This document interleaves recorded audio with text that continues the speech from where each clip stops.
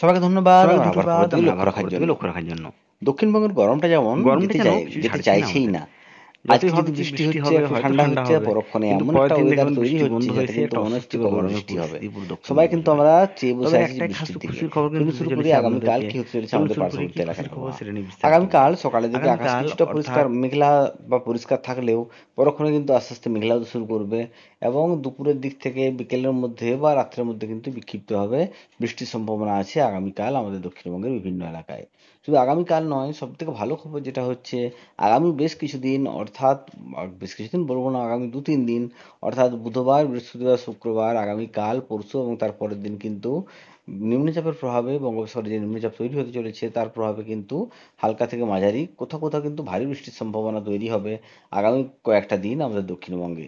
বিশেষ করে বুধবার, বৃহস্পতিবার, শুক্রবার 3 দিনই কিন্তু ভালো বৃষ্টির সম্ভাবনা তৈরি হচ্ছে দক্ষিণবঙ্গ জুড়ে, এবং চাষাবাদের কাজ কিন্তু অনেকটা এগোবে এই বৃষ্টির ফলে।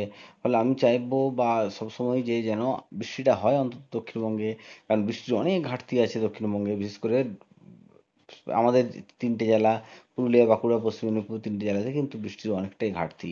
তবে এই 2-3 দিনের বৃষ্টি কিছুটা হলেও হয়তো ঘাটতি মিটবে, তো আরও বৃষ্টির প্রয়োজন আমাদের দক্ষিণবঙ্গের মানুষদের জন্য। আজকের মতো চললাম, সবাই ভালো থাকুন, সুস্থ থাকুন, আর আমার আবহাওয়ার খবর থেকে লক্ষ্য রাখবেন। সবাইকে শুভরাত্রি।